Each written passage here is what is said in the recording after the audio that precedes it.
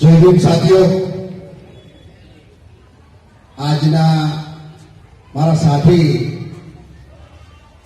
આયુષ્માન રાકેશ પ્રિયદર્શીની મહેનતથી આજે જે યુનિક પ્રકારનું જે પુસ્તક અહીંયા લોકાર્પણ થયું એ પ્રસંગે મને એક વક્તા તરીકે અહીંયા પસંદ કર્યો એ બદલ હું આ તમામ સંસ્થાઓ અને આજનો જે કાર્યક્રમ ડોક્ટર આંબેડકર યુવા બ્રિગેડ તરફથી આયોજિત કરવામાં આવ્યો છે એમનો આભારી છું. સાથીઓ, અહીંયા મંચસ્થ તમામ વડીલ મિત્રો, મારી સાથે મિલિંદભાઈ, તમામ જે મિત્રો બેઠા છે, પાછળ બહેનો બેઠા છે, તમામે બાબા સાહેબને વાંચ્યા હશે. કારણ કે જ્યારે આંબેડકર મિશનની અંદર તમે જોડાવ છો તો મારો અનુભવ છે કે આંબેડકરી મિશનની અંદર કોઈ વ્યક્તિ ક્યારે જોડાય, ક્યાંક આંદોલનો જોઈને જોડાયેલો વ્યક્તિ, ક્યાંક કોઈ સભાની અંદર બે શબ્દો સાંભળીને જોડાયેલો વ્યક્તિ, એની કરતા વધારે કોઈ પુસ્તક વાંચીને જોડાયેલો વ્યક્તિ એ વધારે પાવરફુલ આંબેડકરવાદી હોય છે. કારણ કે પુસ્તક જે છે એ પુસ્તકની અંદર જે નિચોડ જે છે એની માટે એને વચ્ચે કોઈ વ્યક્તિને રાખવાની જરૂર હોતી નથી.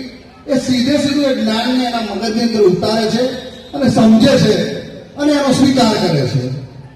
તો સાથીઓ, પુસ્તકો છાપવાની જરૂરિયાત કેમ પડી, આ પ્રસંગે હું યાદ કરીશ મારા ગુરુ એવા પ્રકાશભાઈ ડેડકર, એમની સાથે પણ ઘણા વર્ષોનો મારો સહવાસ રહ્યો છે.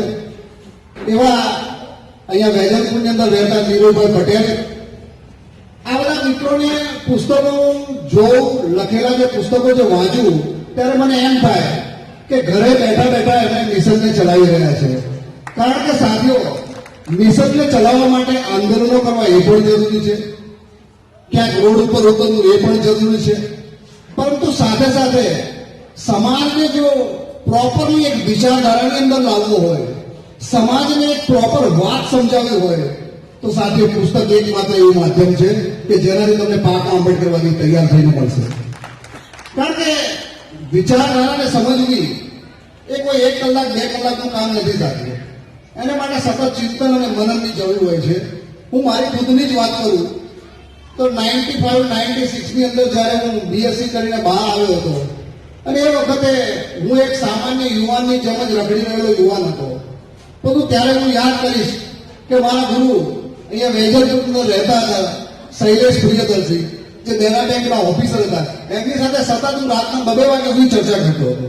અને એ ચર્ચાના અંતે મને એમ સમજાયું કે હું જે માર્ગે જઈ રહ્યો છું એની કરતા આ માર્ગ એ શ્રેષ્ઠ માર્ગ છે, આંબેડકરિઝમનો માર્ગ છે, શ્રેષ્ઠ માર્ગ છે. તો સાથીઓ, કોઈ માર્ગની પસંદગી કરવી હોય તો કાં તો આપણી પાસે એક એવો સારો ઓરેટર હોવો જોઈએ જે તમને સત્ય સમજાવી શકે, અને કાં તો એક આવું પુસ્તક હોવું જોઈએ કે જે તમને સત્ય તરફ લઈ જાય. તો સાથીઓ, આજે મારા સાથી મિત્ર રાકેશભાઈ પ્રિયદર્શીએ એક યુનિક પુસ્તક લખ્યું છે, મોટિવેશનલ ગુરુ ડોક્ટર આંબેડકર. હવે મોટિવેશન વર્ડની અંદરથી બનેલો વર્ડ છે motivational. What is the meaning of motivation? મોટિવેશનનો અર્થ થાય છે પ્રેરણા, ઉત્સાહ. અને જ્યારે એને મોટિવેશનલ કરી દઈએ છીએ ત્યારે પ્રેરણાદાયક, ઉત્સાહકારક, ઉત્સાહ પ્રેરણારું. તો આજે ગુરુઓ જે હું તો જોઉં છું ઘણી જગ્યાએ, મારા સાથી મિત્રએ વાત કરી અમદાવાદ મેનેજમેન્ટ એસોસિએશન, એની અંદર કાર્યક્રમો થતા હોય છે. ત્યાં આગળથી એવા કાર્યક્રમો છે કે મોટિવેશનલ ગુરુ શ્રી ફલાણા પ્રહલાદ કોઈ વિદેશમાં રહેતા છે, મોટિવેશનલ ગુરુ. ક્યાંક બીજી જગ્યાએ મેં પણ એક પુસ્તક વાંચ્યા છે કે જીવનને જીવવા માટે, જીવનને એક અકલ્પનીય બનાવવા માટે મોટિવેશનલ ગુરુ ફલાણા ફલાણા.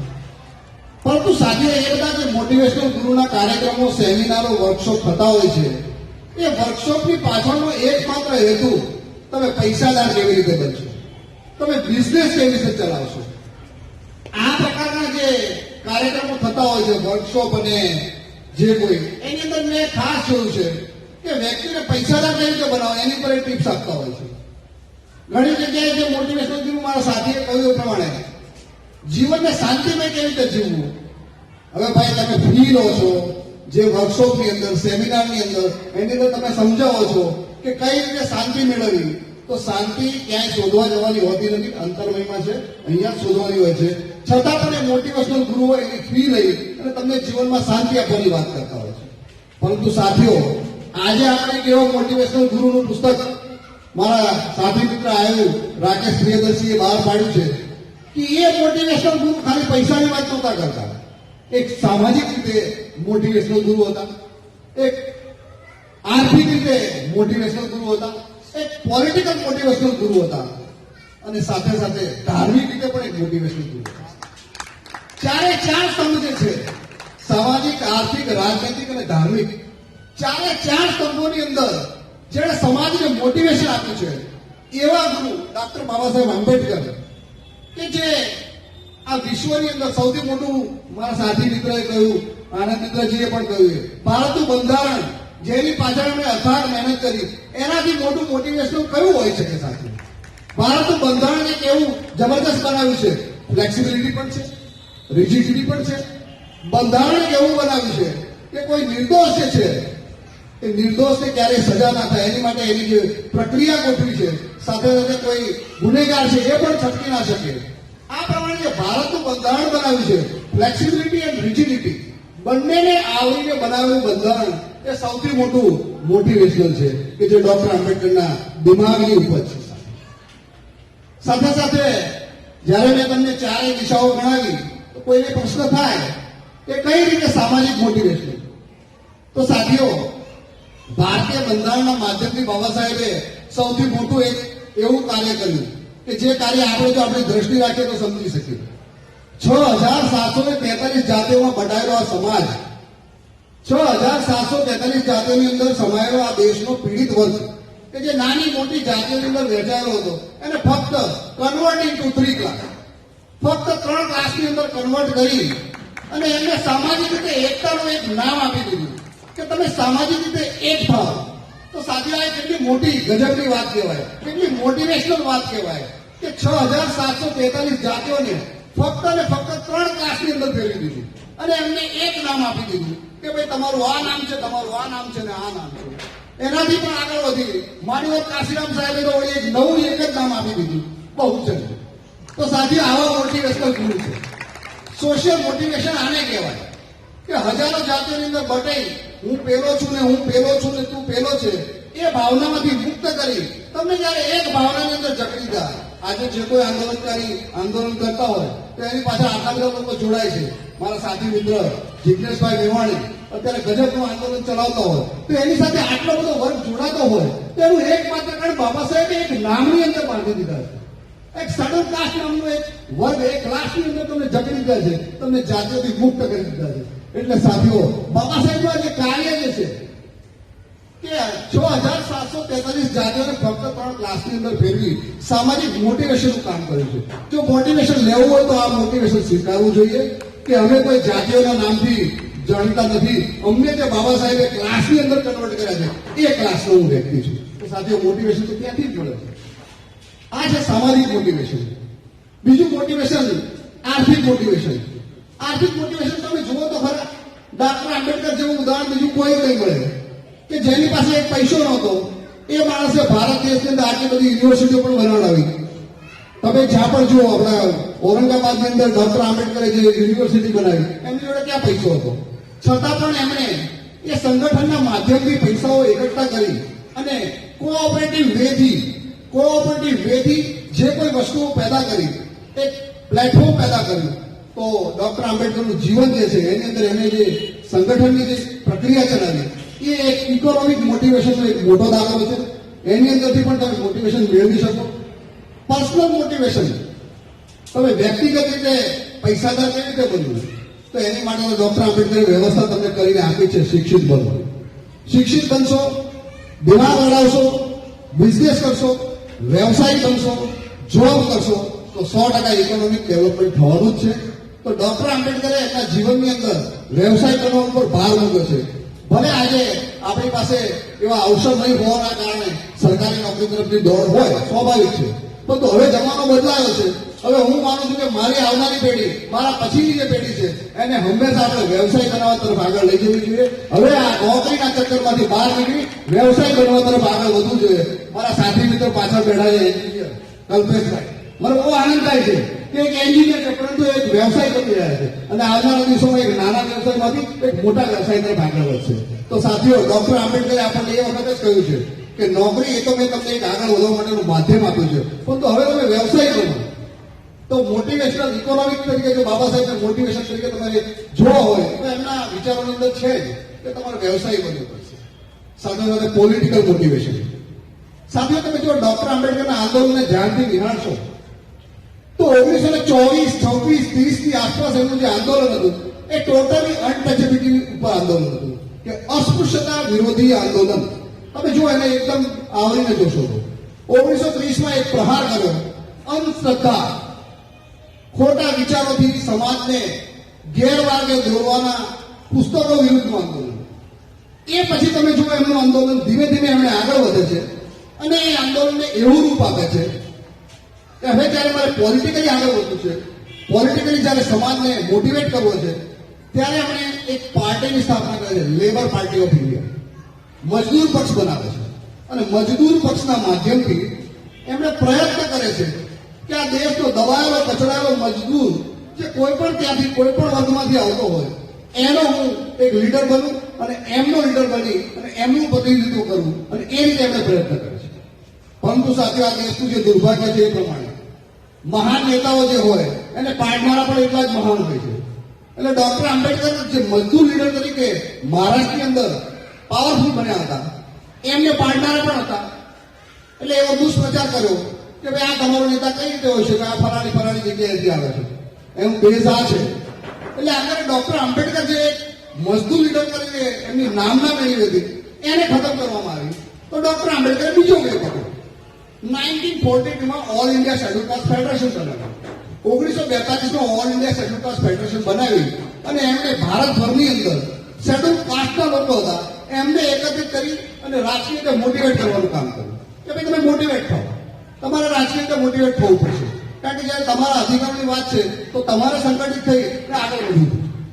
1942નું જે all India scheduled caste federation ધીમે ધીમે આગળ વધ્યું અને એના માધ્યમથી આખા ભારતભરની અંદર ડોક્ટર આંબેડકર પોતાની સભાઓ કરી શકે.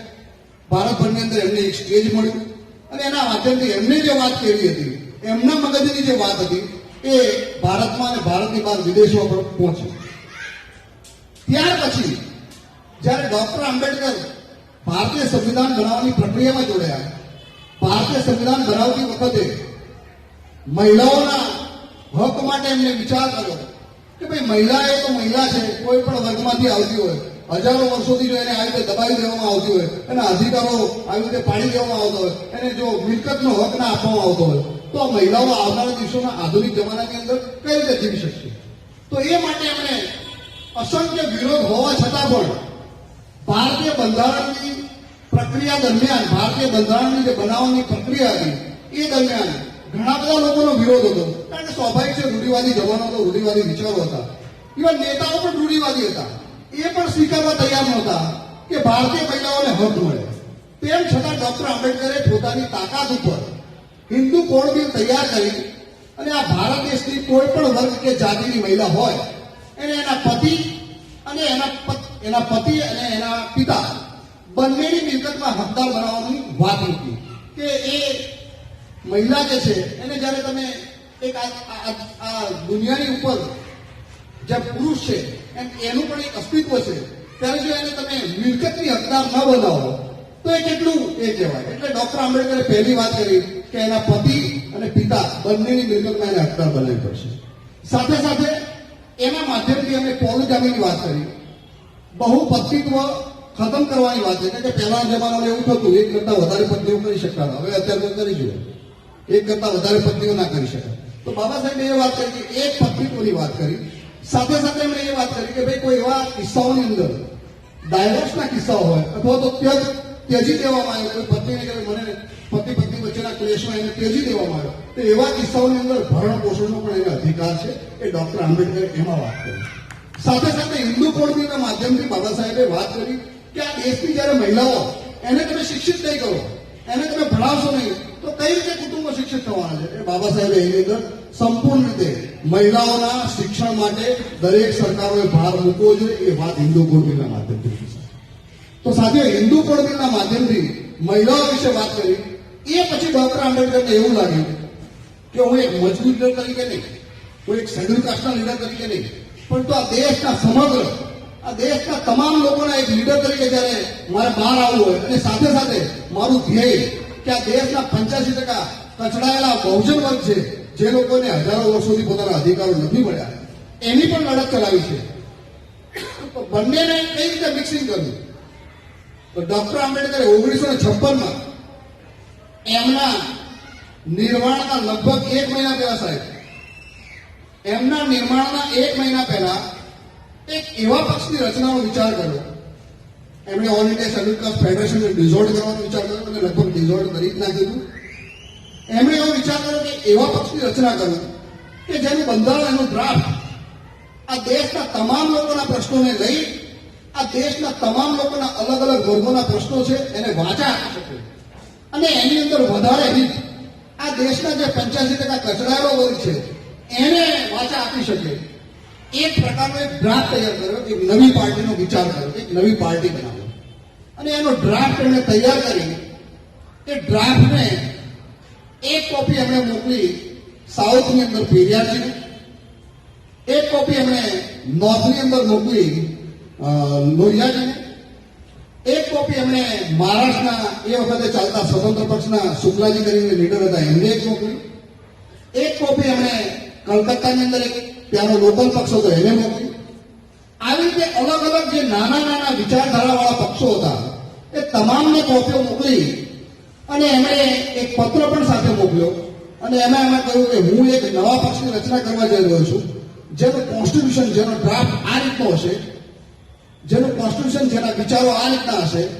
જો તમે લોકો આ મારા વિચારો સાથે સંમતતા દર્શાવતા હોય તો મારો આજે નવો પક્ષ બનવા જઈ રહ્યો છે એ પક્ષની સાથે તમને ગઠબંધન કરવા માટે આમંત્રિત કરું છું.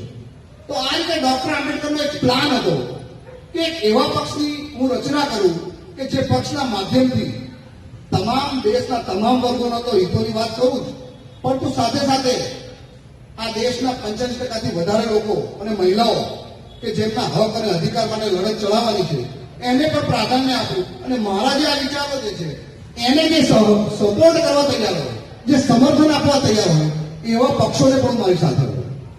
પરંતુ સાથીઓ, કમનસીબી એવી રહી કે ડ્રાફ્ટની કોપી લોકો સુધી પહોંચી, એઓ એમના વિચારો રજૂ કરે એ પહેલા આ ફાની દુનિયા છોડીને મોટિવેશનલ ગુરુ એવા ડોક્ટર આંબેડકર એ આ ફાની દુનિયા છોડીને નિર્વાણ પામી ચૂક્યા હતા. અને પરિસ્થિતિ એ બની કે એમના નિર્વાણ પછી, જેને આપણે નામ જાણીએ છીએ રિપબ્લિકન પાર્ટી ઓફ ઇન્ડિયા, એ એમના અનુયાયીઓ દ્વારા બનાવેલી પાર્ટી હતી. એમના જે અનુયાયીઓ હતા એમણે રિપબ્લિકન નામ આપ્યું, રિપબ્લિકન પાર્ટી ઓફ ઇન્ડિયા બનાવી, અને એની જે પરિસ્થિતિઓ આગળ વધી. તો સાથીઓ, તમે જુઓ, પોલિટિકલી બાબા સાહેબે એમના જીવનની અંદર પળે પળે બદલાવ લાવ્યા છે. પહેલા એક મજદૂર લીડર છે, શેડ્યુલ કાસ્ટના લીડર છે, મહિલાઓના લીડર છે, અને સાર્વત્રિક સમાજના તમામના લીડર બનવાની તૈયારી હતી જ એમની. તો સાથીઓ, ડોક્ટર આંબેડકરને જો આપણે મોટિવેશનલ લીડર તરીકે સ્વીકારવા હોય તો પોલિટિકલી તમે જ્યારે એમનો અભ્યાસ કરશો તો ડોક્ટર આંબેડકર ત્યારે એક જગ્યાએ બંધાયા નથી. એમણે હંમેશા પરિસ્થિતિઓને આધીન એમની રાજનીતિમાં પણ બદલાવ કર્યો છે. તો સાથીઓ, ડોક્ટર આંબેડકરને પોલિટિકલી એક મોટિવેશનલ લીડર તરીકે સ્વીકારવાનું એટલા માટે કહું કે ડોક્ટર આંબેડકરે એમના પોલિટિકલ કેરિયરની અંદર આ દેશના 85% વર્ગને તો ધ્યાનમાં રાખ્યો જ છે, પરંતુ સાથે સાથે દેશના તમામ વર્ગને ધ્યાનમાં રાખ્યો છે. એટલે ડોક્ટર આંબેડકરનું જે પોલિટિકલ જીવન એ એક મોટિવેશનલ જ છે સાથીઓ. હવે એક વાત ધાર્મિક મોટિવેશનની, તો એની માટે વધારે કહેવાની કાંઈ જરૂર નથી. વિશ્વના 120 કન્ટ્રીની અંદર જે ધર્મને લોકોએ સ્વીકાર્યો છે, જે ધર્મો, હમણાં મારા સાથીએ આઈન્સ્ટાઈનની વાત કરી. આઈન્સ્ટાઈન એક વૈજ્ઞાનિક MC² નામની થિયરી એક બહાર પાડી હતી. આઈન્સ્ટાઈનનું વક્તવ્ય છે કે વિશ્વનો કોઈ ધર્મ વિજ્ઞાનની તોલે અગર તોલવામાં આવે તો ફક્ત અને ફક્ત બુદ્ધ ધર્મ એવો છે કે જે વિજ્ઞાનની તોલે એને તમે તોલી શકો. આવો મહાન ધર્મ, સાયન્ટિફિક ધર્મ, વૈજ્ઞાનિક ધર્મ, સમતા, સમાનતા, બંધુતા, જેમાં એકતા પણ વ્યક્તિની ઓળખ એક છે, એવો મહાન ધર્મ જેણે આપ્યો હોય, આવા મોટિવેશનલ, રિલિજિયસ મોટિવેશનલ ગુરુ ડોક્ટર આંબેડકર નહીં તો બીજા કોણ હોય? તો મારી દ્રષ્ટિએ આજે મારા સાથીનું પુસ્તક તો હું વાંચીશ, થોડો ઘણો મેં એની પર મારી જોડે પીડીએફ ફાઇલ થોડું જોયું હતું. મારા સાથીએ ઘણો મોટો અભ્યાસ કર્યો બાબા સાહેબના મગજ ઉપર. એક મેં અંદર ચિત્ર જોયું છે, એની અંદર આપણે જે વાત કરીએ ડાબો મગજ અને જમણું મગજ, કયા મગજની અંદર એક્ટિવિટી હોય તો કઈ પ્રક્રિયા ઉપર માણસનું મગજ, એ બહુ સરસ મહેનત કરી એમણે આની અંદર. પણ હું મારા આટલા અભ્યાસની અંદર એટલું કહીશ, પુસ્તક તો વાંચીશ જ, પરંતુ મને મારા અભ્યાસ ઉપરથી એટલું લાગે છે કે ડોક્ટર આંબેડકર તમામ ક્ષેત્રના મોટિવેશનલ ગુરુ જ છે. બીજા કોઈ ગુરુઓ શોધવાની જરૂર નથી થતી. તમામ ક્ષેત્રના મોટિવેશનલ ગુરુ છે. બાબા સાહેબના 22 વોલ્યુમ છે, ઉપાડીને જોઈ લેશો તો 10-15 કલાકો વાંચતા પહેલા તો કંટાળો આવશે, કારણ કે સમજાશે નહીં, એટલી અઘરી ભાષા છે. પણ જેમ જેમ વાંચતા જશો, એનો અભ્યાસ કરતા જશો તો સમજાશે કે ડોક્ટર આંબેડકર જેવા મોટિવેશનલ ગુરુ બીજા કોઈ મળે જ નહીં સાથીઓ. એટલે હું તો કહું છું, આજે અહીંયા ઉપસ્થિત મારા વડીલો, મિત્રો, યુવાનો, બહેનો બધા જ છે, તો મોટિવેશનલ ગુરુ તરીકે ક્યાંય વર્કશોપ કે બીજે ક્યાંય પૈસા ખર્ચવાની જરૂર નથી. બાબા સાહેબના પુસ્તક વાંચશો એટલે મોટિવેશન પાકું છે. જય ભીમ, જય ભારત.